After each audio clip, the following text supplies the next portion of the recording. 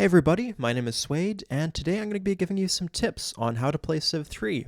So what's going to happen is I'm going to give you information about a game mechanic in Civ 3, and then I'm going to give you a tip based on how that game mechanic works. So, number one, forest chops don't work on wonders. Forest chops also don't work on small wonders, and a few other things don't work on wonders either.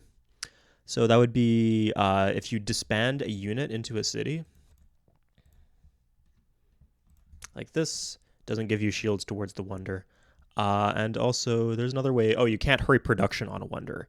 If I disband a unit here, I can't switch to a wonder because I already have shields that come from disbanding. And the same thing applies to chopping and hurry production. So, tip number two. When you chop, it must be within the big fat cross of the city you want it to go to. So if we have a forest here and we chop in this city, or we chop this tile, it's going to go to Salonika.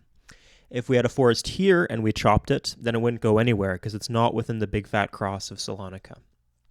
So this doesn't depend on culture. Like if we had more culture or less culture, it wouldn't change that at all. So basically, 2 tiles away, unless 2 tiles north, east, south, or west, those don't count as within the big fat cross. The big fat cross is this shape. It'll come up a lot in this video. So if a forest tile is within the big fat cross of two different cities, it will go to the closest of those two cities. Let's say we chop this forest, which is halfway between Varna and New Adrianople. It will go to the nearest of the two. And now you might be thinking, which one of those is nearest? They're the same distance. Well, it actually follows a spiral pattern. So what happens is it goes to this city first, which doesn't exist, then this one, then this one, then this one. So if we chop this forest, it's going to go to Varna. If Varna wasn't there, it would go around in the spiral like this to New Adrianople. So if it was like there was a city here, not one here, but there was one here, it would go to New Adrianople first, and then it keeps on going around in that spiral pattern. So to say it again, if we chop this forest, the priority is this tile, then around like this, then like this. Okay. So now you might be thinking, okay, I want to chop this forest and I want the shields to go to New Adrianople, but Varna is closer. Is there any way to fix it? Absolutely. So what you can do is you could switch to wealth. The downside to that is you'll waste shields if you have any shields in the box. So you can also switch to a wonder. So if we switch to a wonder here and then we chop this forest, it's not going to send the shields to Varna because you can't chop towards a wonder, so we'll send it to New Adrianople instead, which is exactly what we want, so that's great. Next point on our list. When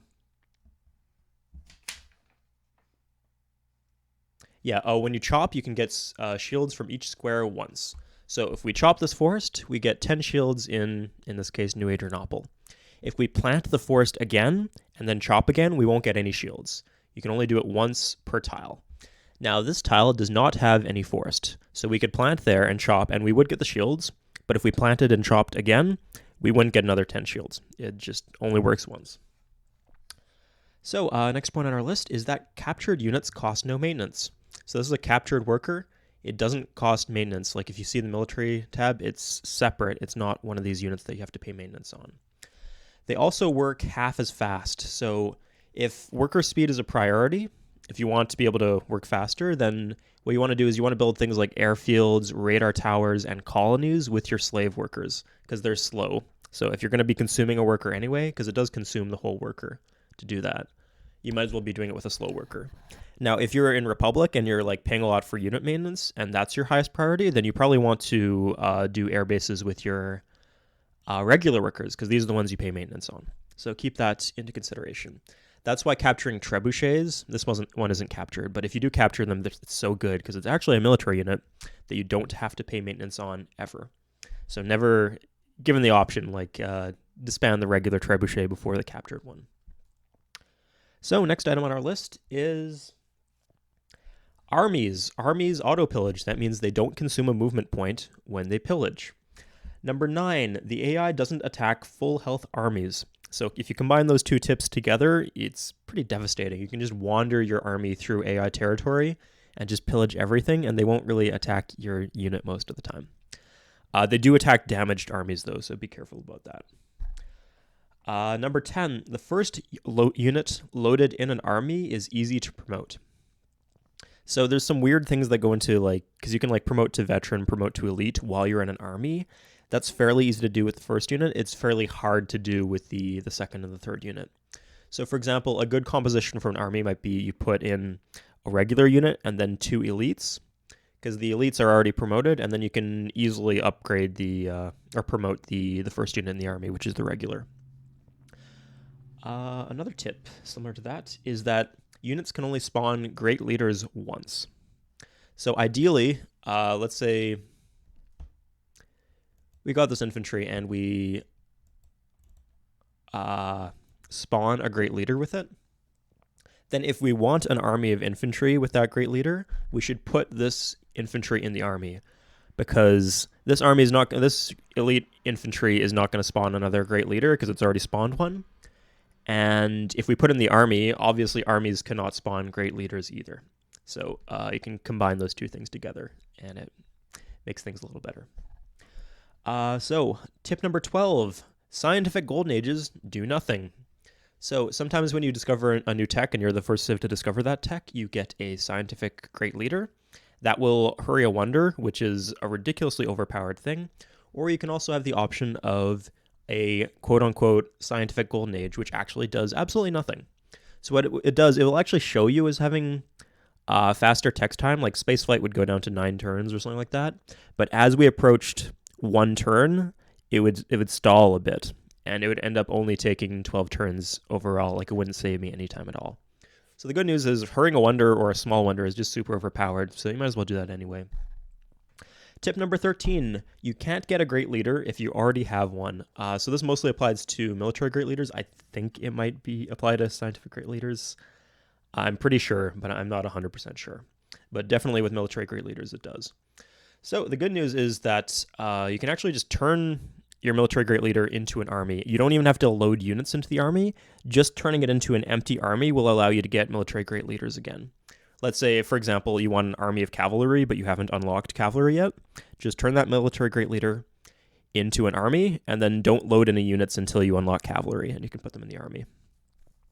Great. So tip number 14, a city can't culture flip if it doesn't have foreign citizens or foreign tiles in its big fat cross. So let's take a look at this city right here, Salonika. So this is a Byzantine citizen. This is a Byzantine citizen. So there's no foreign citizens. And within our big fat cross, which is this fat plus shape here, there's no foreign tiles. Like this is a foreign tile, it's blue, it's German. There's no foreign tiles in our big fat cross. So this would be an example of a foreign tile, because this is the big fat cross, and there's foreign tiles here. So this city can culture flip, and so can this one. If I'm not, oh no, these are all Byzantines. If there was a German here, now this one can culture flip because it has a German citizen in here. But if neither of those two things are true, it is impossible, like just mathematically impossible for the cities to culture flip, just based on how the math works for calculating what the chances are of culture flipping every turn. So next thing on our list is that units in flipped cities die. So if New Heraclea flips, we lose all of these bombers and all of these units. Next point on our list, number 16. Units give a very small reduction in flip chance. So for each unit we have in Heraclea, it will decrease the odds of New Heraclea flipping.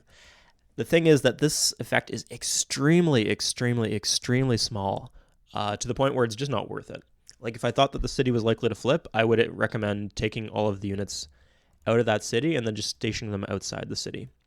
That way, if it does flip, you can just retake the city very easily, as opposed to losing like 10 units or whatever. So next on our list, number 17, cities can't flip on the first turn. So if we take Frankfurt, we have a 1-turn grace period. Like, if we end turn after taking the city, it won't flip back. The next turn, it might flip. You just get that 1-turn grace period, and that's it. Number 18, part of flipping odds is global culture ratio. So what that means is if you go to the culture advisor, the Mongols are dismissive of our culture. So that's like the ratio between our culture and their culture. And that has affects the odds of culture flipping. That's why if you watch my gameplay videos and I'm playing on like Deity or Cid or whatever, it's so much more likely that my cities will flip than what you might used to be seeing. Because the AI just stocks up like colosseums and cathedrals and everything like that in their core cities. And no matter how much culture I build, I won't be able to match the AI. So that makes it much more likely that my cities will flip. And there's not really a lot you can do about that. Next item on our list is number 19. Anarchy lasts 2 to 6 turns for non-religious civs, plus 0 to 2 turns based on empire size. So right now, this is what quantifies as a big empire.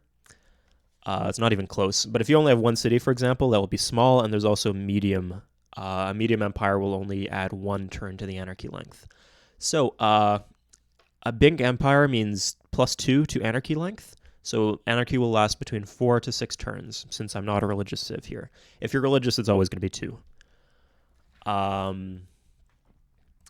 So if we test this right now, I guarantee it'll be between 4 and 8. 7, yeah, between 4 and 8. Great. Number 20, workers are slow in anarchy, so switch into anarchy at end of turn. So let's take a worker task right here. We're trying to build a railroad, right? So yeah, so we did that before end of turn. If we had, actually, we are in anarchy already. Well, yeah, just do tasks like that before you switch into anarchy, because your workers will move slower in anarchy. And sometimes there are some worker tasks that you can complete like during the turn, like the one I just did there.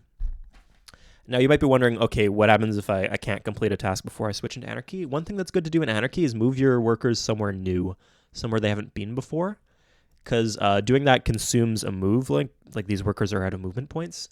So you might as well get that over with while you're in anarchy, because workers work half speed in anarchy, but they walk just as fast. So that's a good thing to do. Number 21. Oh yeah, you can still grow in anarchy. So all of your shields and all of your commerce are being lost to... Here, all of your commerce are being lost to corruption. But you still get food, so you might as well prioritize the high food tiles. So let's say we could move this citizen from here to here. Great, now we're growing. Because you'll notice that surplus food actually still enters the box while you're in anarchy. This might not always be practical because you often have a lot of unhappiness problems in anarchy because there's no military support and there's no luxury slider. But if you can get away with it, then definitely prioritize food tiles and make your citizens grow. This is really crucial when you're switching to Republic for the first time, because Republic offers a lot more unit support if your cities are above or are 6 or 7 population or higher. So definitely prioritize it then. So the next thing on our list is that the agricultural bonus is tied to the despotism penalty. So we're going to switch over to the next save for that. So if you're in a government that does not have the despotism penalty, you get the agricultural bonus in every single city. So let's say Lazoo here, 3 food instead of 2. Normally you'd only get 2 in the city center. We get 3 because we're agricultural and there's no despotism penalty. There are 2 governments with the despotism penalty in standard Civ 3, and that's despotism and anarchy. So I can show that off. Remember, just 3 food here. It's going to be 2 when we switch into anarchy. Yeah, 2 food. But we still get it in Gergovia and Ultramont because these cities are located on a river. So if you are in a government with the despotism penalty, you do get the agricultural bonus as long as your city is planted on a river or lake. You'll notice it here in Richborough too. Yep, but not in... Oh, actually in Rome, there's a river there. But not in New Richborough because there's no river or lake next to there. This is a lake, so we get it next to Axima too. Great. Number 23. Wartime ends when you make any peace deal or kill an opponent. So I think I can show that off here. Not the killing an opponent, but what wartime is. So, are we in wartime here? Oh yeah, we are in wartime. So if I was to make peace with anyone, wartime would end. I'm not actually at war with someone, so I'd have to declare war, wait till they make willing to make diplomatic contact with me again, and then make peace with them, and that would boot me out of wartime. So this applies even if I'm at war with 5 people. If you're at war with 5 people and you're in wartime mode and you make peace with one of them, then you're out of wartime mode. If you still want to be in wartime mode, you can just switch back in using the toggle switch right here.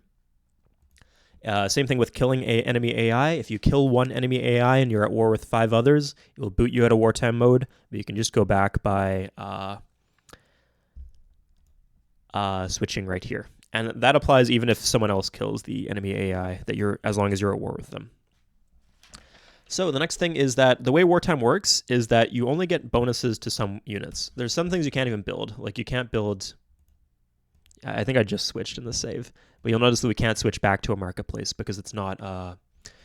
the only buildings you can build are ones that have the militaristic flags. So the buildings that are half price if you're militaristic. But there's some buildings you can build or units that you can build that you don't get the bonus to. So you'll notice here that we only get 1 shield from this tile. If we switch to a tank or a submarine, we get 2 here. This is what the wartime bonus is. It's +1 shield for every tile that produces at least 1 shield.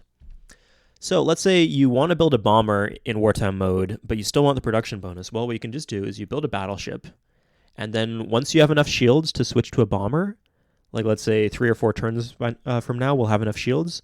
We just switch to a bomber, and the bomber will, the box will be filled, so the bomber will complete next turn. So you still build a bomber, but you do get the production bonus in the meantime, which is great. So Golden Age and Wartime only give shields if the square has at least 1 already. So when we switch to a battleship, we get +1 shield here. We don't get +1 shield in this tile. And that's because there was not already 1 shield on that tile. So this actually affects how you should prioritize your worker moves. And it's another reason behind the mine green, irrigate brown. So let's see, the cow tile gives 1 shield automatically because a cow, that's just what cows do. And this is a regular grassland tile. Yeah, regular grassland, it's not a bonus grassland.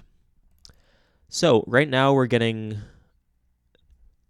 2 shields, and then plus we're getting 4 shields total with the wartime bonus.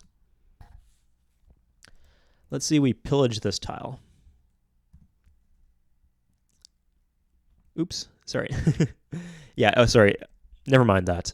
If this tile was irrigated instead, it would be producing 0 shields, and we wouldn't get that wartime bonus. So if we, for example, mined this cow and irrigated this tile, we'd only be getting a net of 3 shields in wartime. So it's a good idea to mine grassland tiles unless they're bonus grassland tiles. But always keep the despotism penalty in mind. We're not in despotism right now, so it's not a big deal, but that's another reason why you want to mine most of your grassland tiles. So the next point on our list is that lots of shields are wasted in a golden age if you are in a golden age in despotism. So ideally, you want to wait until you're outside of despotism before you trigger a golden age. I mean, of course, that's not always feasible because let's say you're the Aztecs. I mean, by the time you switch into monarchy or republic or whatever it is, your Jaguar warrior is going to be pretty much obsolete and useless. But ideally, you don't want to have a despotic golden age. And the reason for that is that a lot of the bonus shields from the golden age and the bonus commerce too will be wasted to the despotism penalty.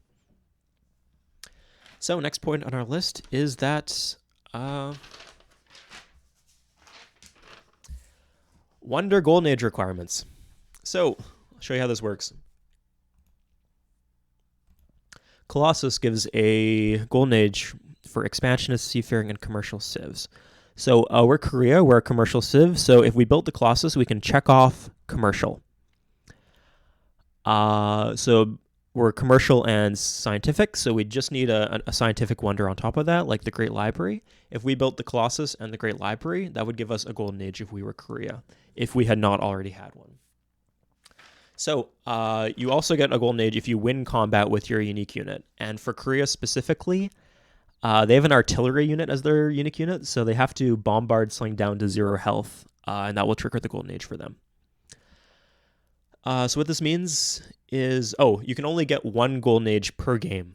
So what that means is, if we get a golden age from the Huacha and then we build the Colossus and the Great Library, we wouldn't get a second golden age from that. You can only get one golden age per game every game. So point number 30. You can always build a unique unit, even if it's outdated, if you haven't had your golden age yet. I mean, if you have like a Chasqui Scout in the modern era, good luck triggering a golden age with that, because you have to win combat to trigger the golden age, but you can always at least build the Chasqui Scout and hopefully have a try at getting a golden age. So the golden age bonus stacks with the Republic bonus and the Wartime bonus. By the Republic bonus, I mean the commerce bonus you get in Republic and Democracy, and the Wartime bonus is the bonus to shields. So you get +1 shield if you're in Wartime. It's +2 shields if you're in both Golden Age and Wartime at the same time. Next point on our list is that luxuries correlate with player spawns. I think I have a save file for that.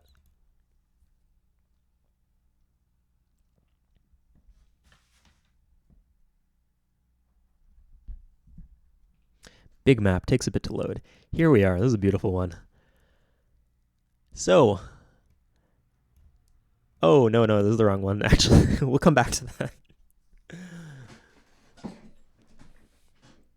So what that means is, on a standard size map at least, there'll be generally the same number of players that spawn on a continent as there are luxuries. So I was the only player who spawned on this continent, and there's only one luxury, which is spices. This continent has furs, wines, ivory, and incense, because there's 4 players that spawn on that continent, so 4 luxuries. And this continent had 3, so it gets dyes, silks, and gems. So 1 luxury per player that spawns on the continent. This is a general rule. The rule is often broken, and I'm going to explain why that's broken. So point number 33, unusual map settings break map generation rules. So there's certain rules the game tries to abide by when it's generating maps. Like, it won't give you an absolutely garbage start location that's like all desert, for example. There's a few other things like that. Yeah, and the luxury correlation rule, like I mentioned. So, for example, this is a very weird, unusual map setting. It's 3 billion years, if I'm not mistaken, and arid and warm, something like that. So these are very unusual settings. So what that means is some of the rules that would normally apply are broken. So we started actually on this ivory tile, which is a really awful start location. That's why we actually chose to play this one. But normally the game wouldn't spawn you in land that's that bad, but just because the game rules, the map settings were so unusual, it couldn't find normal places to spawn. So it's like an iterative process of generating the map. If the map doesn't meet its own rules, it won't generate a new map. It will just try to like make modifications to the map until it is reasonably satisfied, like the map generation process is reasonably satisfied with the map it has produced. So normally you won't see luxuries spawn in an island in the middle of nowhere. But this is actually not the case. There are no civs that spawned on this island, but there's actually furs. The only sources of furs on this map are on this island. So what happened is it spawned this island thinking it was big enough to host players. Like, it sees this as like a continent and not as an island. But what happened was the land here was so bad that the map generation process thinks, oh, I can't spawn a player with land that bad, so I'll just spawn them somewhere else. I'll redo the map, but it left the luxuries on that island.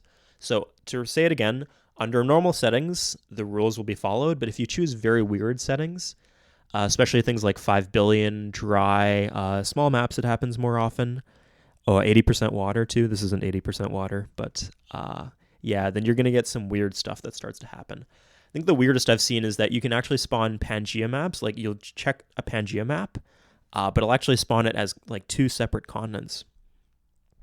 So it just says, oh, we don't have enough spawn locations on this one, on the Pangea, so I'll build another continent here. And it redoes the map, or it modifies the map so that there's a second continent. It's weird, but basically, if you make weird game settings, things start to get weird. So the next thing on our list is number 34, and that's that 2 strategic resources will never spawn next to each other. If we have iron here, there's not going to be coal here because it's right next to the iron. Number 35, chopping forest or jungle won't change the future resources that will be there.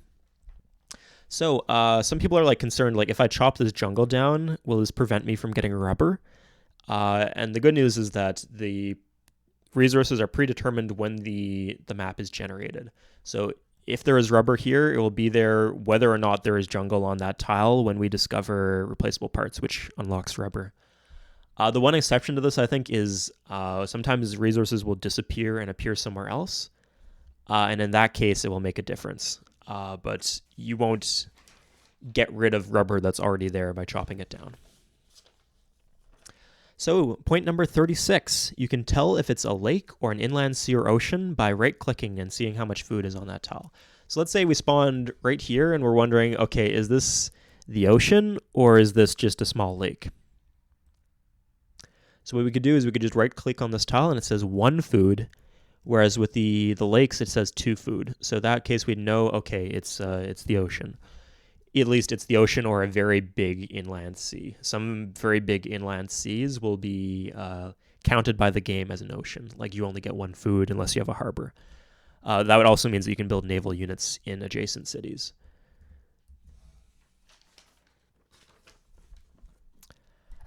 Point number 37, bigger maps have less dense resources. So expand or get fucked is what I've written down here. Basically, some new players have the issue where they don't expand nearly fast enough, and they think that a solution to that problem is to play on a bigger map, so that they will have less interference and less competition for their city spots. But the bigger map still has more city spots available, and so the resources are less dense, and so players who do that strategy often end up with no resources in the late game. So don't think that playing on a bigger map is a solution to not expanding fast enough. If you play on a bigger map, you need to be building even more cities than if you're playing on a small map. Point number 38, 3 billion doesn't make the map more hilly, it makes it more patchy. So this map looks really hilly. You'd think, maybe because it's 3 billion years old. That's not what 3 billion does. 3 billion just makes it very patchy. Like there's big swaths of land here with no hills at all. Big swaths of tundra, big swaths of desert, big swaths of hill here, and big swaths of mountains. So it's kind of confusing because if you look here, it looks more mountainous here and it looks more flat here, and so you might think that this makes the map flat and this makes it hilly. As far as I know, based on what I've read on Civ Fanatics, it just makes it more patchy. I mean, it definitely makes it more patchy. I don't think it makes it more hilly, though. So respawn AI players. So there's the standard game rules, like the ones that come when you install the game. These will be pre-selected. These are considered the standard game rules for players who play a lot of Civ 3. And so there's 2 things we turn off. We turn off respawn AI players, and that's just because it's a really dumb. There's no particular reason. It's just awful, you know. But if you want to know some facts about respawn AI players, like if you're playing that turn on, know that the AI players only respawn once. And tip number 40 is that they will only respawn if there is a 5-tile radius with no enemy units or culture and like a place that they can found a city. But when they do respawn, know that they respawn with gold, workers, and a settler. So you can actually like call them up and extort them for that stuff if you catch them right after they respawn and get that gold from them. So normally we play with that off. The other thing we play with off is culturally linked start locations. So a lot of people don't understand what the setting means. They think, oh, if I play as Egypt, then I'll spawn in the desert. So I better turn that off. Or, oh, if I play as the Celts, I'll get really good land. That's not how it works. So the only start bias based on the Civ is that seafaring Civs are more likely to spawn closer to in a coastal location, close to the ocean. Other than that, all Civs have the same probabilities of spawning anywhere on the map. What it's supposed to mean is that Civs of the same culture group spawn together. So England will spawn close to Spain and Germany and Russia because they're all part of the European culture group. But the feature is broken. I mean, it kind of works as intended, but for some reason it hyper prioritizes Civs from culture group 1, which is the Mesoamerican culture group. So if you play with this setting turned on, you're going to find yourself repeatedly playing games against the Incans, the Aztecs, the Iroquois, the Americans, Civ from that culture group. because there's like a bias in favor of those civs if you have this setting turned on. And those civs tend to be very high on the tier list. Like there's a lot of agricultural civs who are in the American culture group. So I'd say turn that off because it's a broken feature and it makes the game harder. So number 42, which is max anarchy length. So on Cid difficulty level, there's like, or all the high difficulty levels, there's a maximum length that anarchy can take. I think it's like 4 or something on Monarch, but it's 1 turn by the time you get to Cid. So if you're playing on Cid difficulty, I would probably choose religious civs to play against. And that's because one of the bonuses to being religious is faster anarchy. Well, if you're playing on Cid, all the AI get faster anarchy anyway, so you might as well play against religious civs so they're only playing with half a trait. 43, Barbarian bonuses scale with difficulty. So you get a very, very high bonus on the earlier difficulty levels, and it gets smaller and smaller as you go up in difficulty level. When you're playing on Deity or Cid, that bonus is 0%. You don't get any bonus at all against the Barbarians. So, number 44, the AI has the same programming on all difficulty levels. It just plays how it plays. The AI doesn't get any smarter if you play on Deity or Cid. It just gets a bunch of bonuses. Like it grows faster, it spawns with a bunch of units, it produces things faster, and it techs faster. But it doesn't actually play any smarter.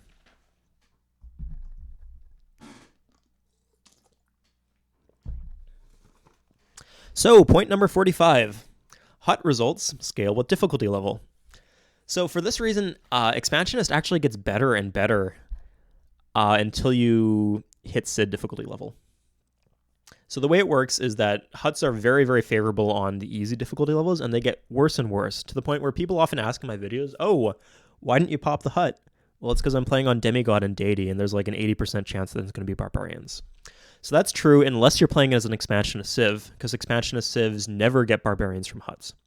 So the trait actually gets better when you're on Emperor or Demigod or Deity, because you can actually pop the huts for once instead of just leaving them because it's going to be Barbarians. And you still have like a solid chance of getting a settler or a city on Deity difficulty. So if you want a way of winning on Deity difficulty or Demigod difficulty, maybe play on a map that is favorable for Expansionist Civs. So normally that means Pangea, 60% water, a bigger map tends to be better. Yeah, and choose an Expansionist Civ, and you'll have an easier time. None of this applies to Cid, because on Cid difficulty level, you can't get techs from huts, and you can't get settlers or cities from huts. So on Cid difficulty level, the Expansionist trait is pretty much worthless. So definitely do not play with that trait on Cid difficulty, unless you want to get fucked.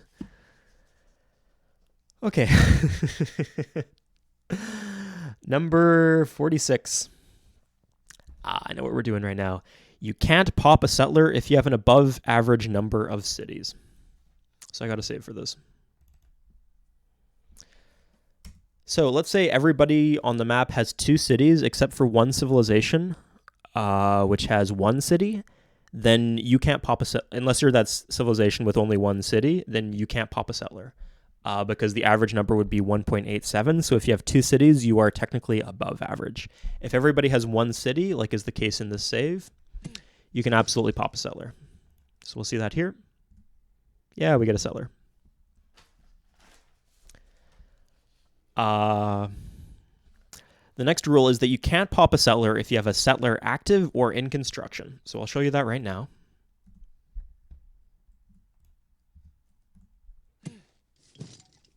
So we change production to a settler. We have a settler in construction, and now we can't pop a settler. So we'll try it again, because we're playing with preserve random seed turned on.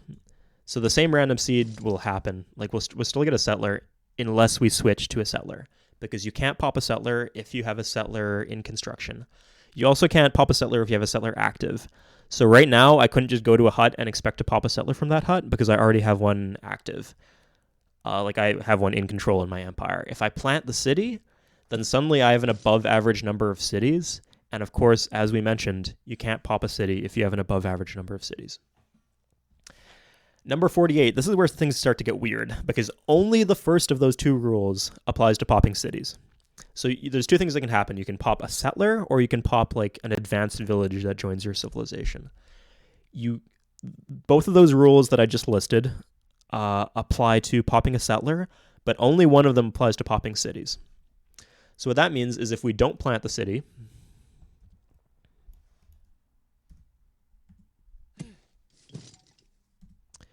we get the settler now.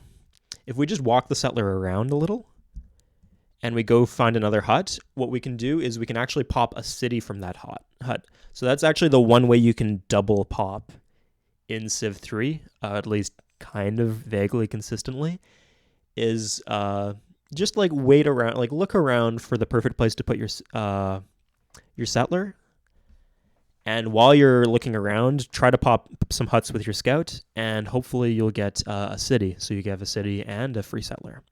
So note that only expansion of civs can pop can pop cities from huts. Non-expansion of civs can get settlers, and expansion of civs can get settlers.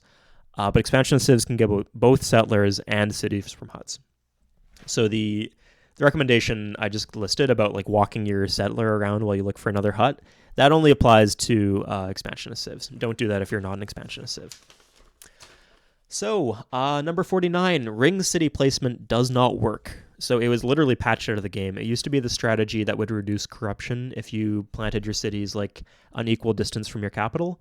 Patched it out of the game, doesn't apply anymore. If you see anyone talking about it, just know that it's not something that happens.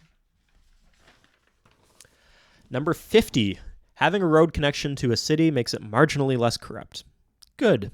Number 51, the Forbidden Palace's biggest effects are in its city and globally, but not regionally. So I'll give you an example of that.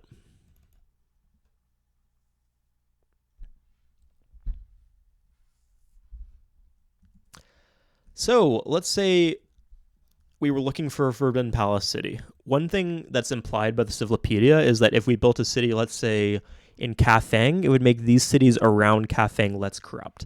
That is not really true. If it's true, it is the most marginal of marginal effects. The effects of the Forbidden Palace is global, like it reduces corruption across your empire, no matter where you put it, and it reduces corruption in the city where you build it. So ideally, when you're choosing a city for the Forbidden Palace, you want to choose a city that is both very corrupt and has good land. Like that will be a good city if it's not corrupt. So a good one might be Pyongyang, for example, because this is very corrupt. Oh, actually not that corrupt. That's surprising. Anyway. Oh, because I'm in communism. Yeah, a city that's very corrupt and also has good land. And Pyongyang has 2 cows, it's got a mountain, some bonus grassland. That's a good city for the Forbidden Palace. The Forbidden Palace gives something like a 70 or 80% reduction in corruption in the city where you build it. So you don't want to build it in, for example, Barcelona, because like Barcelona is a good city, but in any government but communism, it would be one of the least corrupt cities in the empire. So if we built the Forbidden Palace in Barcelona, we'd just be wasting the local effect of corruption reduction. It's better to put it in a more corrupt city.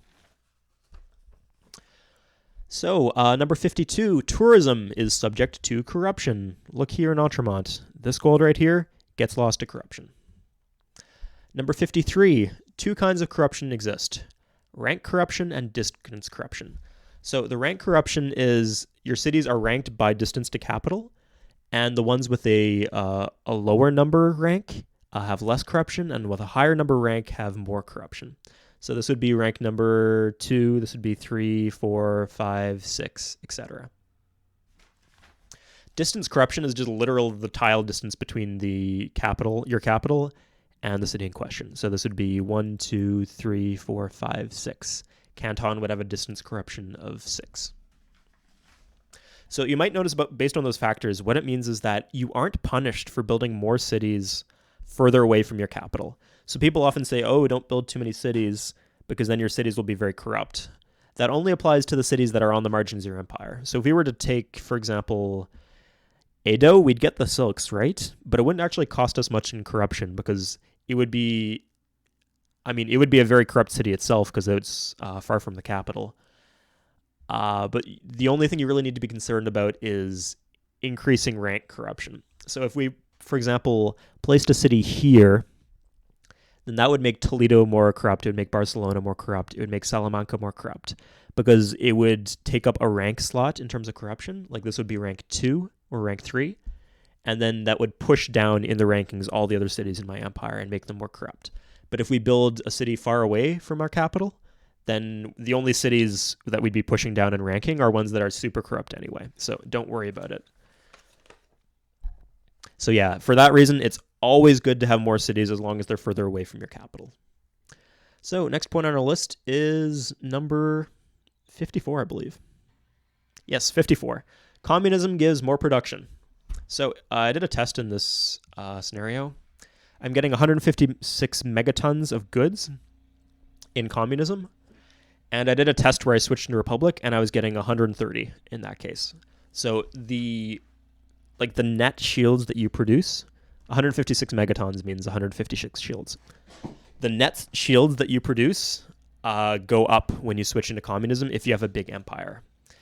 Same thing with money. Like as a proportion to the total shields that you produce, you do get to keep more of the commerce that you generate when you're in communism if you're in a big empire. The thing is that Republican democracy give you more money as a net, like because you get the commerce bonus in all your cities. So those two factors kind of interact with each other in interesting ways, and it's up to you to decide whether Republican democracy or communism is better for commerce in a given situation. There's also a bunch of complicated factors like multipliers, like the library. You're probably using the happiness slider a lot more if you're in Republic because there's no military police. There's a lot of things that go into it. But just know it's a bit of a mixed bag. Number 56. If you win combat with a drafted unit, you have a 50% chance of promotion. You have a 25% chance of promoting if you win combat with a regular unit, and a 12.5% chance of winning if you win combat or promoting if you win combat with a veteran unit. So you can double those odds if you're militaristic, and half those odds if you're fighting against barbarians. So what that means is if you're a militaristic civ, you're fighting with a draft unit and you win combat and it's not against a barbarian, then you are automatically guaranteed to promote because normally you'd have 50-50 chances of promoting in that case, but you're militaristic, so that gets doubled. So 2 times 50-50 is 100%.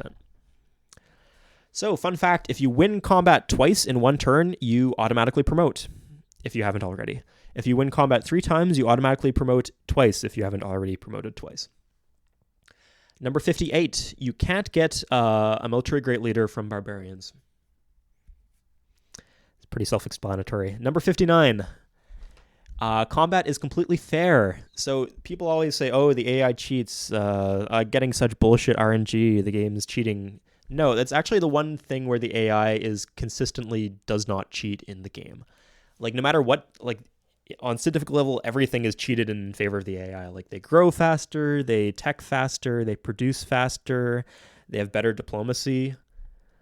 But the one thing that's not cheated is the battles. Like if you go into combat, your odds of winning warrior against warrior on chieftain are the exact same as winning warrior against warrior on Cid, unless you're facing the barbarians. Speaking of AI cheating, there's a few things.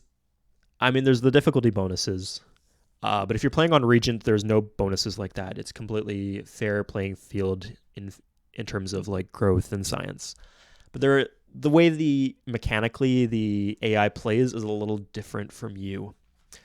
So as a reminder, before I state this stuff, remember that as a human player, you get massive advantages over the AI just by virtue of being human. And I don't just mean that you're smarter. I mean things like the AI will actually vote for you in a diplomatic victory situation. Like if you're running for UN president, you're never going to vote for the AI. You're just going to abstain in situations like that. So yeah, you do get bonuses like that. And you also move first if you're the human. So that's a massive bonus. But there are a few things that the AI has going in its favor. So number 61 is that it can see the entire map at all times. And that also includes undiscovered resources. Like, I haven't discovered aluminum yet, but the AI knows where all the aluminum is because it's the AI, and it can see the entire map at all times. So if you see the AI, like, building a city in the tundra, like 1500 BC, when there's plenty of other city spots available, there's probably oil in that tundra. Like, there's a reason that they're doing it. So number 62, the turn order works in this way. So the human moves, the AI moves, and then the build sequence occurs for both civilizations. So let's say I wanted to attack Kyoto. I'd move my galleon up, I'd unload my units. The turn would end. It would be the Japanese turn. So he'd respond to that by hurrying production on a rifleman or something like that. And then the build order would occur. So he'd be able to build that rifleman, and then I'd be able to move. So from my perspective, it looks like he instantly teleported a unit into the city. So that's why that unit would be unfortified, because he hasn't had a chance to move yet. Whereas if the opposite happened, if he wanted to do this to me, what would happen is I'd move my units for the turn.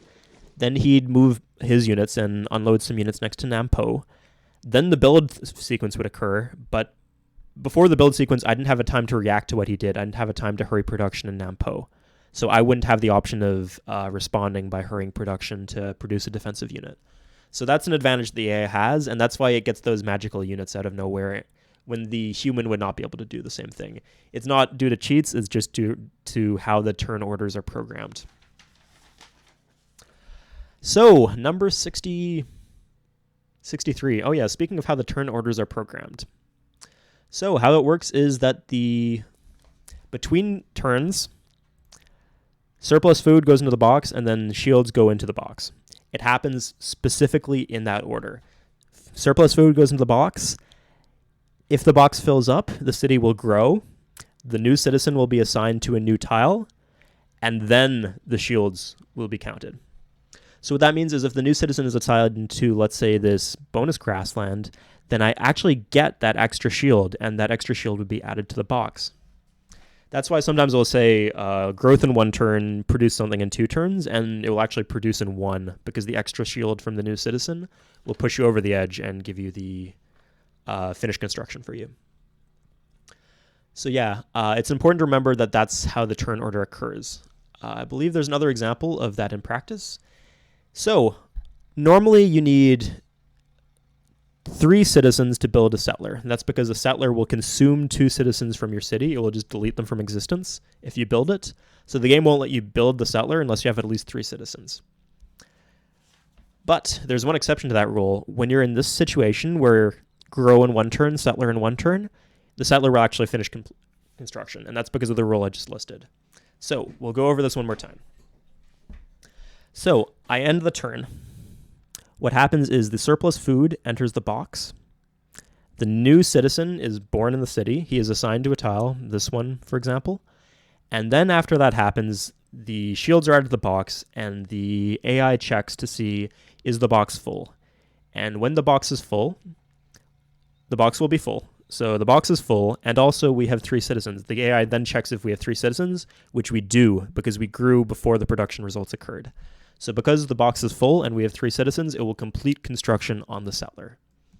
So if it worked in the opposite order, like the production results happened before the food results, that wouldn't be possible. But because of the way it's laid out, it is. So I'll give you an example of that. How I know it wouldn't work if it was the other way around, and that's because of the granary, actually.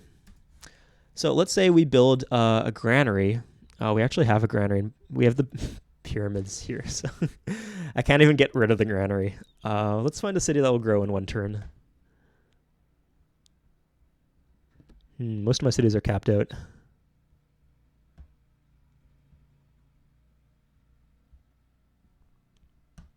Oh, I think we're supposed to open the save file for this.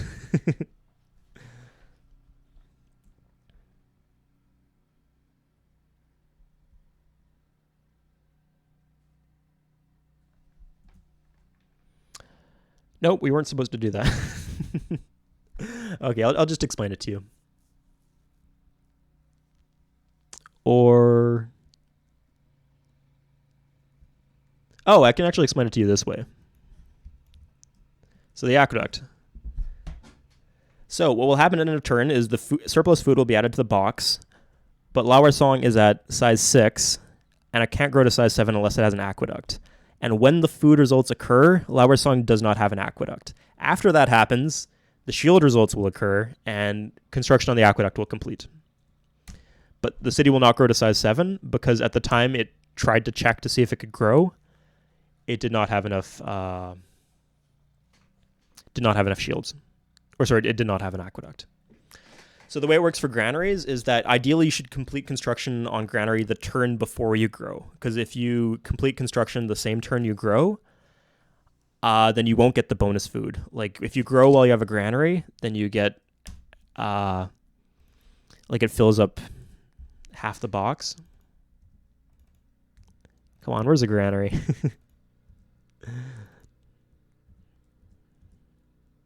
Do we not have one granary in our empire? Anyway. So ideally, you want to complete the granary the turn before you grow, because if you complete it at the same time, then you won't get the effects of the granary for that growth. What that means is if you're growing and set to complete a granary on the same turn, you actually want to slow down your growth. You want to, like, let's say we had a granary do... Perfect. Oh, we actually can do this. So, if this was going to happen, what we'd do is we'd actually remove this here. And then next turn, we reassign that citizen back to the city. Jesus, these turns take a while. I'm going somewhere with this, though.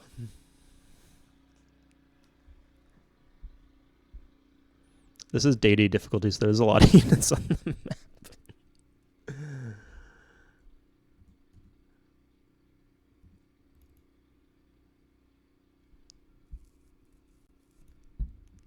Yeah. So Lower Song will grow, and then we will get this bonus food, which we would not otherwise get. If we had grown this turn, we wouldn't get the bonus food, but now we will. Great. So, number 66, you can actually reassign citizens. That's a good thing to do if your city won't grow. Yeah, that's to be expected. So if you just click on... So Harlem is a desert city. Let's say it had capped out in growth, or Avignon, let's say. Let's say it caps out in growth, and then we build a harbor.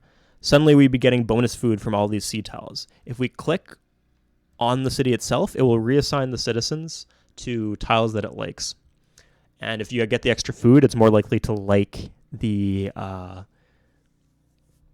coastal tiles. We can also do that manually. You just pick them up, click, click, click, click. It's a good thing to get in the habit of. You might not know when you're supposed to do it, but you should know how to do it. And if a city's not growing, at least try to click on the city itself, because here, I'll try to find an example. Yeah.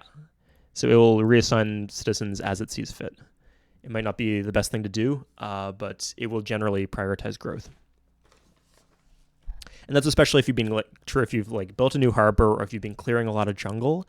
Suddenly the terrain has changed, so the AI has different ideas about what is a good tile to assign the citizens to. And if you click on the city, it will act based on those assumptions. Great. So the next thing on our list is that planting on a one shield tile will give. Sorry, I skipped something. Planting on bonus food will always waste that food. So let's see if we can find someone who's stupid enough to plant on bonus food.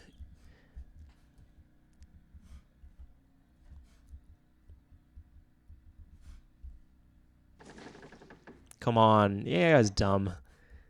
They had to have done it. Oh yeah, Tarsus. Okay. So Tarsus is planted on wheat. So does Tarsus get extra food? So most food gets 2. Most city centers get 2 food. Let's take a look at... Oh my god, we're at war with them. Can I make peace? Okay, what do you want? Nice, okay.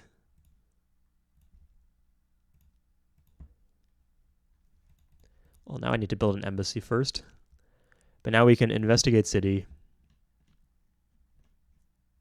Tarsus. And you'll notice that there's not actually any bonus food in Tarsus itself. It's planted on a wheat, but the wheat is completely wasted because the city is physically located on top of the wheat. So this actually does not apply to shields and to commerce. You actually almost always get the bonus commerce if you plant the city on top of it. So I'll go back to the previous save and show what that means. So, for example, Alesia is planted on saltpeter. Saltpeter is +1 commerce. So, all cities at least get, like, you assume that the city is planted on a road, so you get 1 commerce automatically. That's not a minimum, it's just 1 commerce for having a city. And then you get +1 because I'm a seafaring civ who planted a coastal city, and then I get 1 for being on the saltpeter. If we take an equivalent city that is not on the saltpeter, it only has 2 commerce because it's not on the saltpeter. So we actually do get that commerce by planting on top of the saltpeter or on top of any other bonus commerce. So actually, in a previous video I made a mistake when I said this. I said the opposite. You do get the commerce when you plant on top of bonus commerce. So be sure to do that if you have the option to. You'll notice I did that here with Barcelona. Barcelona has a lot of commerce coming in because it's planted on top of gold. The one exception to that is the capital itself, because the capital is like a minimum of 3 or 4 commerce. So if it's under that threshold, it will just increase to 3 or 4. So what that means is sometimes the bonus commerce will be wasted because you'd get the minimum anyway. But in most cases, plant everything except the capital, plant on top of bonus commerce, and then you'll get bonus commerce in the city center. And you won't waste that bonus commerce, which is good. So, planting on a 1 shield tile will give you that extra shield when you hit size 7. So you'll notice that Madrid actually has 2 shields in the city center. We get 1 just for existing, and then we get a second one because we planted on top of plains. That's not true for cities that are below size 7. Like Valencia, for example, it only gets 1. But if we get Valencia to size 7, it will get 2 shields in the city center because it's planted on desert, and desert gives a shield. This is not true if you just plant on regular grassland. If you plant on bonus grassland, you do get the bonus shield, the second shield, when you hit size 7. But if you just plant on... Do we have a regular grassland city? Do we have a regular... Okay. Yeah, Shanghai only gets 1, but it's below size 7, of course. And His Palace. Yeah, His Palace only gets 1 despite being above size 6. Because it was not planted on top of a tile that produces 1 shield. Now, if you plant on top of a city that produces 2 shields, you actually get that bonus shield even when you're at size 6 or below. And then when you're at size 7, yeah, you'll notice we have the bonus shield because this is planted on coal, and coal is +2 shields. And then you'll actually notice that if we dogpile workers into the city and make it size 7,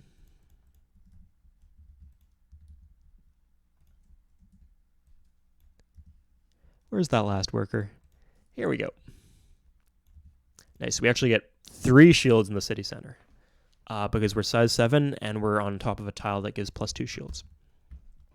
So here's a case of the game lying to you. So the game says in the Civilopedia that industrial civilizations get a +1 shield bonus in cities that are like 7 or more population. And that's a lie. So if you take a look at Paris, we're in an industrial civilization right now. Paris is just planted on a regular grassland. And, excuse me, Paris actually only gets 1 shield because we didn't plant it on top of a shield tile. And there's no bonus for being industrious at this size of population of a city. I think you might get it once you hit a metropolis, like once you hit size 13 or above for being industrious. But the Civilopedia lies when it says you get it for being size 7 or higher. So, number 71, planting on a 2 shield tile gives 1 bonus. Yeah, I already said that. Number 72, the domination limit counts coast tiles. So to win a domination victory, you need a certain percentage of the population in the world, and you need a certain percent of the world area. So notice it says world area. What does that mean?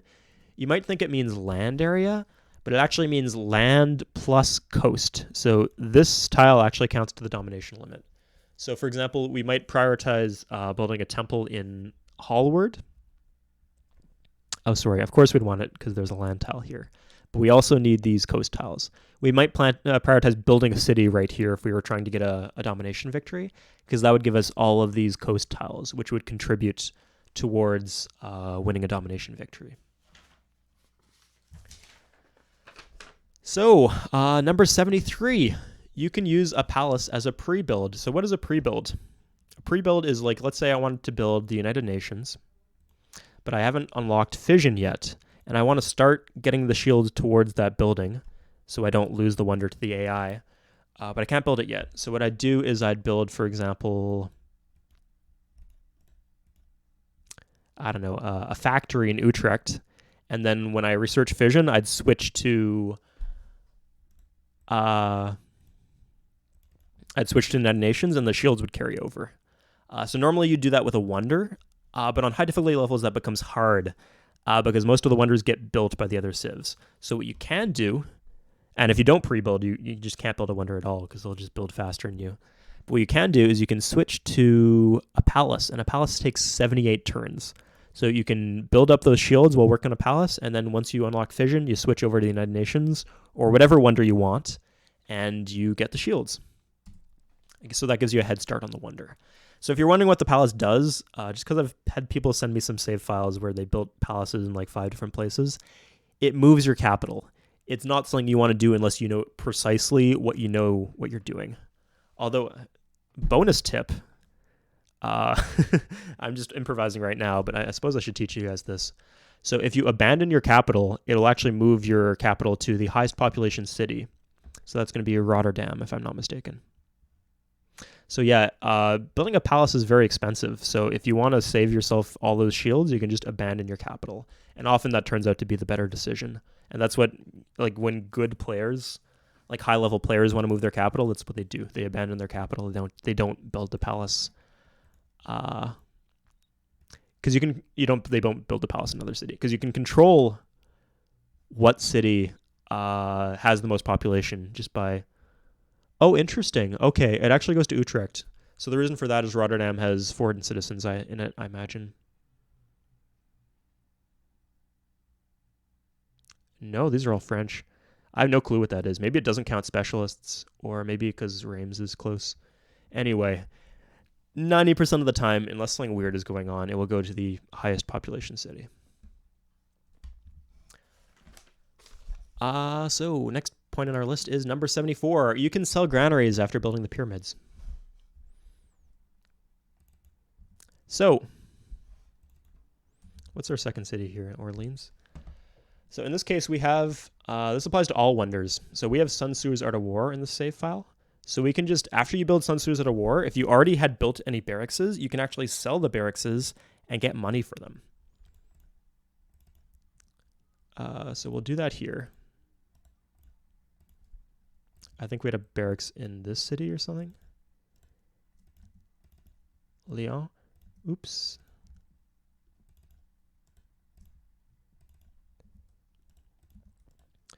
I probably already did this in the save file, but I knew there was at least one. Yeah, okay. If there's a barracks in the city, we can sell the barracks. We're not paying maintenance on the barracks, but we can still sell it and get 10 gold for free. Now, the one time you might not want to do this is with the Temple of Artemis, because the Temple of Artemis gives you free temples in all your cities, but the Temple of Artemis also expires.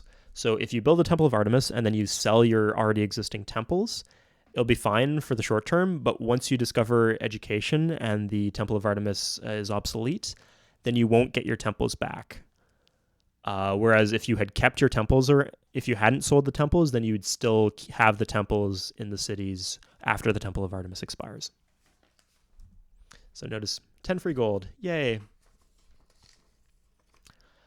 Okay, so the next point on our list is that number 75. Oh yeah, one of your Temple of Artemis texts, Theory of Evolution text is the one you're doing now. So if we were to build the Theory of Evolution next turn, it would give us motorized transportation as our free tech. And that's not what we want right now, because motorized transportation is half done.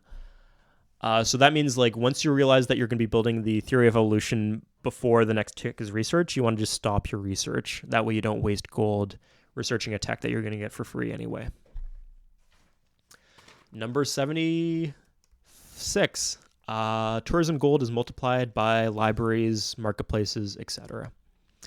Number 77. Build barracks in the city where Statue of Zeus or Knights Templar is located. I can't believe I need to say this, but those two wonders produce units. They produce the Ancient Cavalry or the Crusader unit, And they will produce veteran units if you have a barracks in that city. If you don't have a barracks, their units will be regular. So since you got that stream of units coming out, you definitely want a barracks in that city. Number 78, the Great Wall. The walls produced by the Great Walls can't be knocked down. So this has happened to me before, that I count on being able to knock down the walls of an AI city and get rid of their 50% combat bonus. But I can't do it because that civilization has the Great Wall. So just know, don't rely on being able to do that. You can't knock down walls triggered by the Great Wall. Number 79, the Hoover Dam entry is worded misleadingly. So, oh god, I just sold the Hoover Dam. Or I just abandoned the Hoover Dam. I was counting on being able to physically show you the Hoover Dam. It was a long video. I'm doing this all in one take, so... you can imagine I get kind of zippy halfway through. Okay. It says it brings the effect of a hydro plant to all cities on the same continent. And you might think, oh, the effects of the hydro plant are plus 50% production, so it gives plus 50% production in all cities. That's not what it does, actually. The effects of a hydro plant are increasing factory output by 50%. So, for example, in Besançon, we don't have a factory, so we're not getting the production bonus from the Hoover Dam. If we do finish the factory, we'll get an 100% production bonus because we'll get the 50% from the factory and then the additional 50% from the Hoover Dam. So keep that in mind. To really benefit from the Hoover Dam, you need to build factories in all your cities. But note that only you can, after you build the Hoover Dam, you can sell all your coal plants or whatever, because you can only have the effect of one power plant in each city. It also does give you the effect, even because hydro plants normally require a river. I believe it does give you the Hoover Dam effects, even in cities that aren't next to a river. So, number 80, the Great Library can actually get you techs past education. So the way it works is if you capture or build the Great Library and you know 2 civilizations that have techs past education, you will get those techs, at least as far up as the end of the medieval era. So let's say you capture the Great Library and you have nothing from the medieval era, and you know a few civs that have all of the medieval era techs, then you get every single tech in the medieval era. It expires at education. Yeah, you'll see this expire. It's like a cross-out Great Library. It expires at education, but you can get techs beyond education if you only build or capture it after you know some civs that have techs beyond it. Because otherwise, it will just expire, and then the next turn, even if other civs research astronomy, it's already expired for you because you already have education, so you can't get those free techs. I believe that's called the Great Library Elevator or something like that. On Civ Fanatics, they talk about it a lot. Anyway, 81. Let's talk about boat chaining. That was the wrong save file. I'm keeping this take, by the way. This is a long video, and I'm not doing another take. It's going great so far. My voice hasn't gone too hoarse, so I'm happy with how things are going.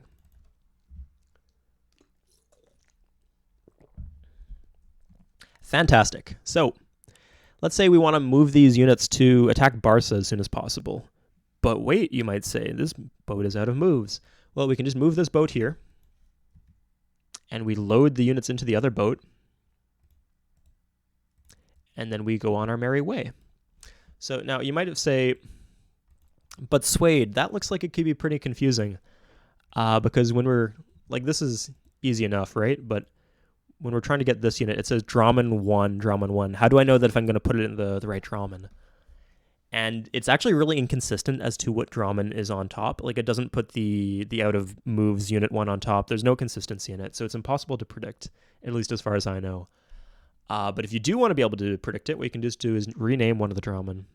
So you rename it Draman Cool.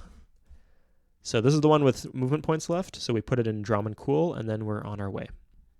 So this is very useful. I use this in multiplayer when I'm chaining, what I do is I build a chain of nuclear submarines, and then when I build the Manhattan Project, I just chain several nukes across there.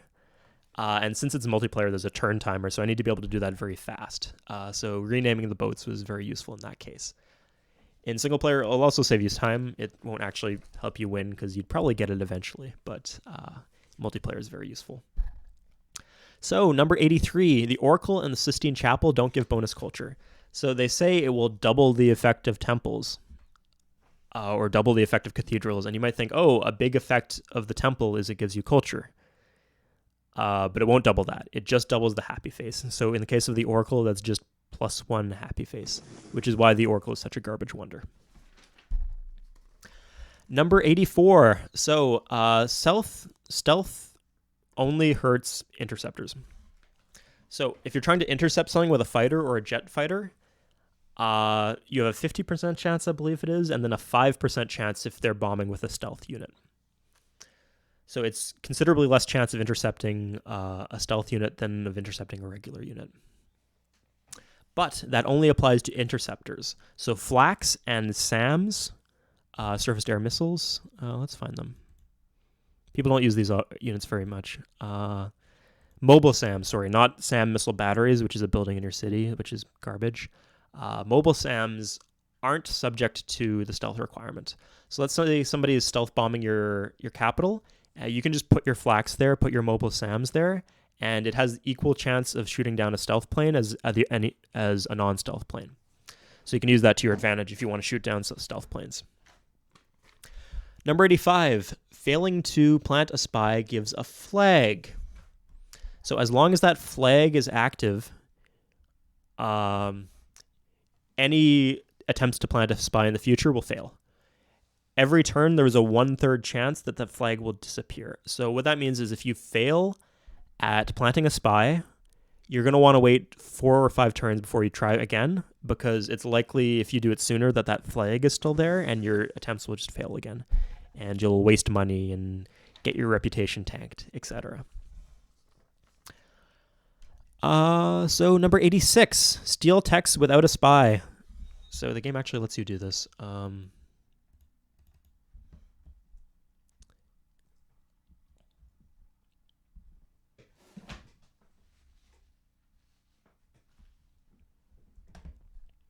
So you need an embassy, do steal technology, and you have a few options here: immediately, carefully, or safely.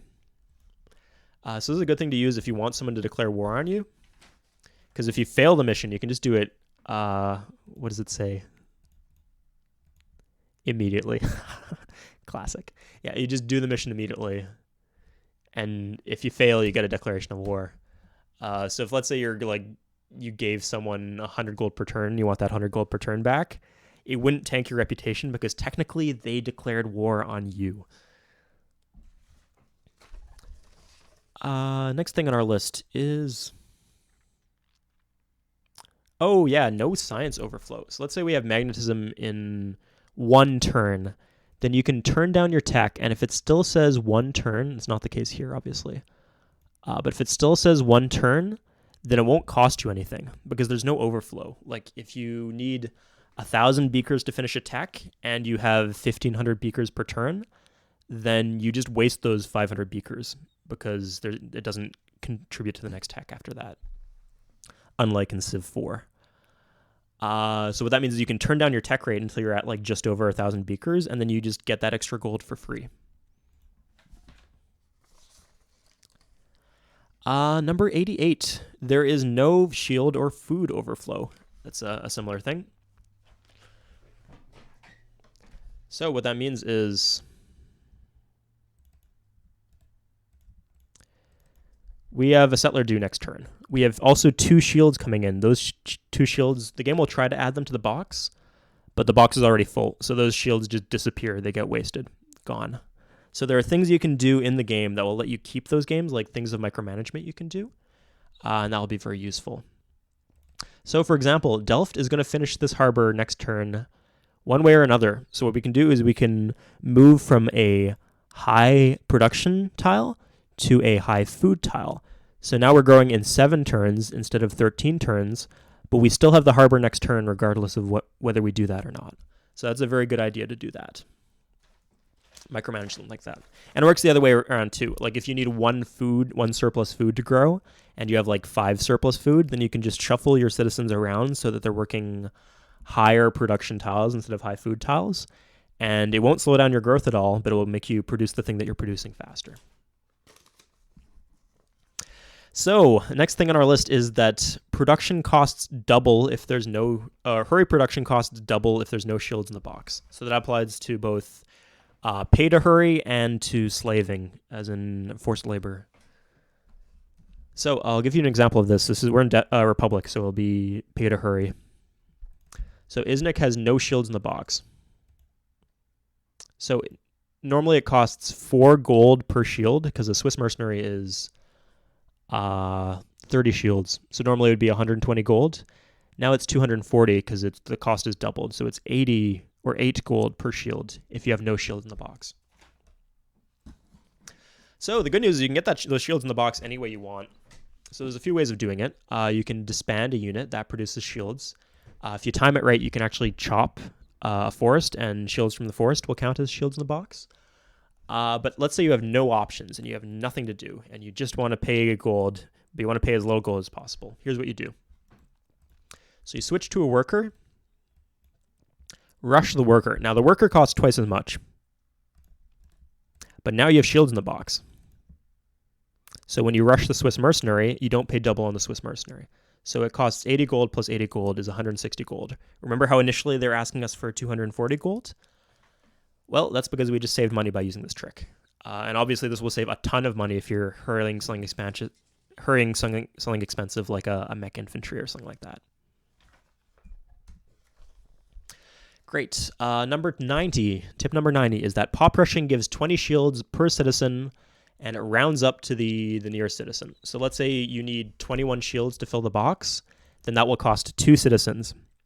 Let's say you need 25 shields to fill the box, 2 citizens. 39 shields to fill the box, 2 citizens. So what that means is, yeah, ideally you want to hurry when you're like just at an even number. Like if you need 20 shields to fill the box, or 19 or 18, you want to hurry then. Or if you need 38 or 39 or 40, you want to hurry then.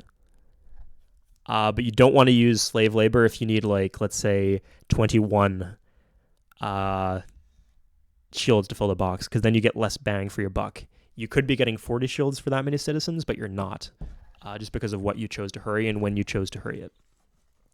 Tip number 91, rushing always fills the box up completely.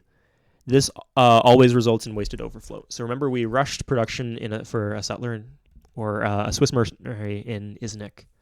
So these 2 shields will be added to the box, and these are guaranteed to get wasted. Because by definition, hurrying production will fill up the box completely, then you're guaranteed to waste shields. So there's actually a way that you can get these shields back.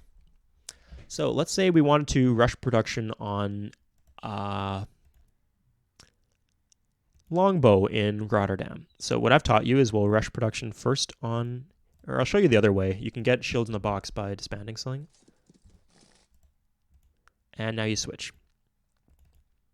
So we want a longbowman. A longbowman costs 40 shields, but we're getting 11 shields per turn. So then we're going to waste 11 shields if we just rush production on the longbowman. So instead, we'll rush a Swiss mercenary, which only costs 30 shields. So we'll compare the 2 prices. It's 80 gold versus 120 gold. So by doing it this way, we save 40 gold.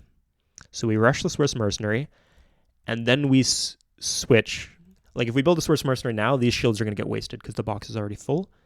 If we switch to a longbowman, we're now using those 10 shields to finish production on the longbowman. So that's why we saved 40 gold there, because we were going to waste, if we rush the longbowman, we waste those shields, right? But if we rush the Swiss mercenary and then switch to the longbowman, we're no longer wasting those shields, and so we save money. So, number 92, there are tiers of culture, and that depends on who gets a tile. So, the first tier is the tiles directly bordering the city. So, like, let's say these tiles in Aden. When you expand borders, once you get 10 culture or more, you get the big fat cross. That's tier 2. So the big fat cross looks like this, if you remember. This is the usable tiles of the city. So the big fat cross does not include the tiles to west and to east, as we discussed before. But you'll notice that this means that we actually get this tile and not Pyongyang. So Pyongyang probably has thousands of culture. Edirne has 38. but we still get this tile in Edirne because it is a tier 2 tile for Edirne, and it's a tier 3 tile from Pyongyang. So let's see how we could use this to our advantage. Let's say we wanted these wines. Well, what we'd do is we'd plant a city here, and then we would hurry a temple or whatever there, and our borders would expand. And so we would claim this tile when this city's borders expand, because this would be a tier 2 tile for this city, and it's a tier 3 tile for Seoul. So because it's tier 2, we get priority on that tile, and so we get it automatically. What we could do from there is we could plant a city on that tile. And then that city would give us this tile, because the wine tile would be a tier 1 tile for that city, and it's only a tier 2 tile for Seoul. So you can use this trick to kind of like cheat your way into getting resources. You just have to be careful about culture flipping. And so I wouldn't do that here, but you can use this in certain, like if you know what the tiers are, you can use it to figure out what tiles you're going to get depending on where you plant your city.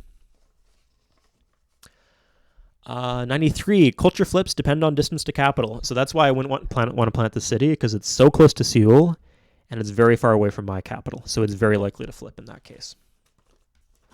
Number 94, you can only use tiles from your big fat cross. So you can grow your city, like this is beyond the big fat cross, this tile right here. But Arnhem can't actually use that tile because it's not in Arnhem's big fat cross. So when you plan where you put your cities, you want to place your cities such that every single land tile is in at least one city's big fat cross. Because otherwise your citizens won't be able to work that tile, and the potential yields of that tile are just wasted. This is doubly true if it's like a bonus resource, like a cow or a wheat. Make sure it is within some city's big fat cross.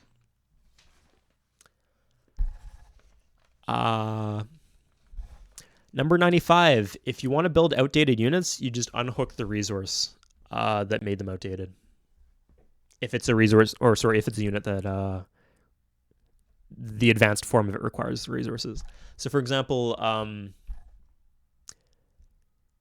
we can't build the archer anymore because the longbowman doesn't require any resource, and the longbowman supersedes the archer because the archer upgrades the longbowman.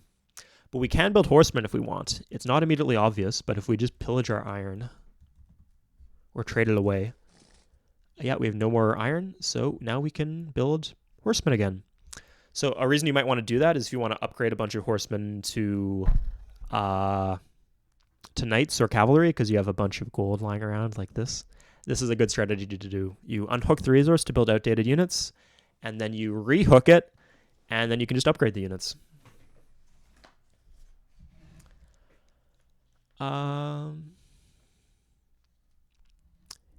Number 96. Enemy AI won't demand a luxury or strategic resource that you only have one of. So let's say I had 2 iron and the Greeks didn't have iron and I didn't want to give them iron. Well, I'm playing on high difficulty levels, so they are very likely to demand iron from me. So what I'd do in that case is I'd unhook the other iron, like I'd unhook this iron right here. I think this one I'm trading away at the moment. Yeah, I'm exporting it out to Greece. But hypothetically, if I didn't want to do that, I'd make sure I only had 1 iron hooked at all times.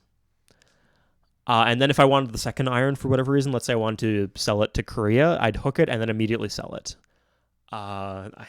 Yeah, this applies to luxury resources too. If you don't need the second one and you're scared of the AI demanding it from you, just don't hook it. Because if you just have the one, then they won't demand it from you.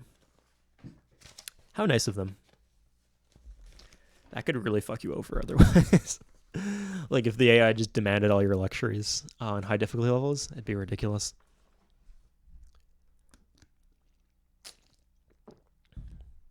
So tip number 97. Don't declare war with units in enemy land. Let's say I want to declare war on Korea. What new players will do, they'll just march their units in, and then they'll either call them up and declare war, or like actually attack them, or wait till the Koreans call them up being like, get your units out of our land, and then declare war on that screen. So if you do that, the AI counts that as a violation of a rite of passage treaty. Because if I put my units in Greek land, I have like a de facto rite of passage where they're allowing me to be there. So if I declare the war on the Greeks after that, then the AI will think that I violated their rite of passage agreement. So what you want to do is you want to declare war before you put your units in their land. Otherwise, they won't want to make rite of passage agreements with you in the future.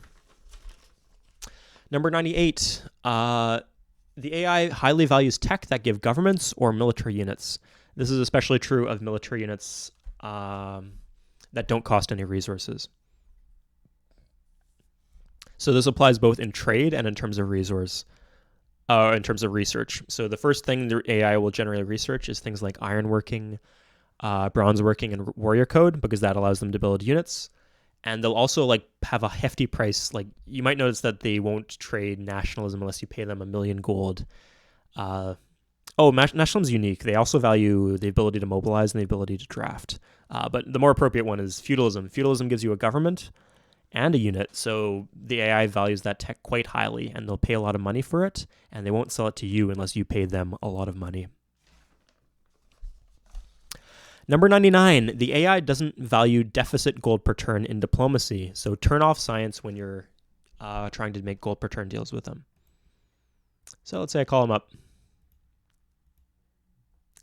So I offer 95 gold per turn for... Oh, I just ruined my trade reputation. Oops.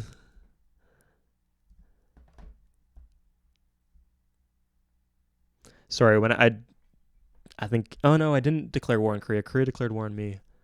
Is my trade reputation just ruined in this game? Okay, we'll offer 43 gold per turn in exchange for... Okay, here we go. I don't know what happened, but something happened. So notice how they won't give us 122 gold for 43 gold per turn. What happens if we offer them 1,000 gold per turn or 489 gold per turn?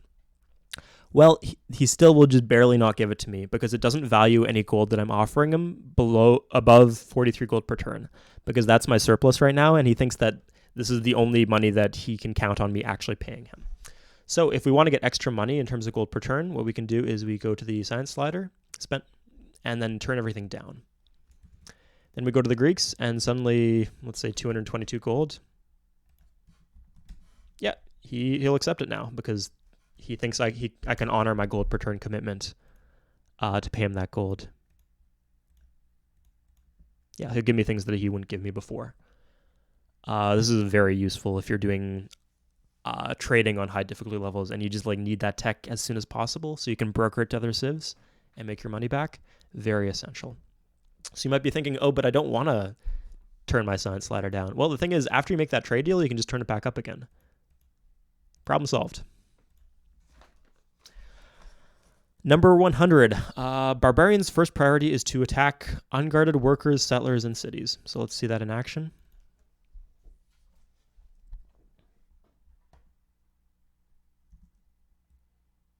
So I'll put this unit here, but the AI will still go for the city.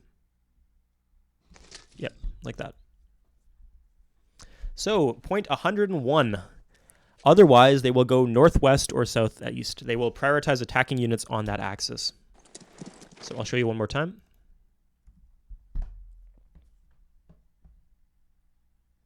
So we're going to open by killing this barbarian and this barbarian warrior. So he can't directly right now attack an unguarded city. So he will prioritize attacking units on the northwest axis or southeast axis.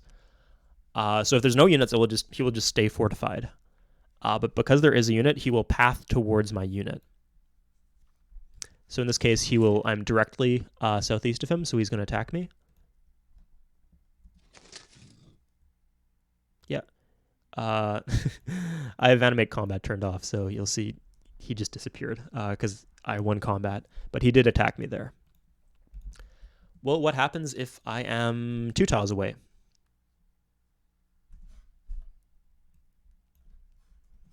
So he will actually path towards me. So he's going to walk towards, like he thinks, oh, there's someone southeast of me, I should go attack them. But he's not going to necessarily take a straight path there. He will usually take the path that gets him on a tile that has the biggest defense bonus. So he's actually going to go to that hill tile, if I'm not mistaken, because of the 50% bonus that a hill offers, which is more than the forest tile. Yeah, he went to the hill tile. And now, unless there's some unit northeast of him or south or northwest of him or southeast of him, he's just going to fortify. Because the pathing gets reset and he says, oh, there's no longer a unit southeast of me, so I don't need to path anywhere. And if there's no unit to target, he'll just fortify. Perfect. Yep, just like that. So yeah, like often when I'm doing casts of single player games, I'll just like call what direction the barbarians are going to go in, and it makes me look like a wizard. But I'm not a wizard. I just know how the pathing for the barbarian works. And you can know that too if you follow my advice. So yeah, that is 101 tips.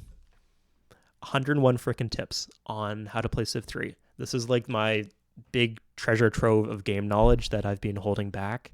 Like just like little things that I like occasionally pepper throughout the videos, but I just wanted them all to be in one place because they're like miscellaneous things. Like I can't do like a guide on barbarians because there's just not enough material, but I do know a few things about barbarians. So I grouped all these topics together and now you know. So I hope you guys enjoyed and I'll see you guys next time.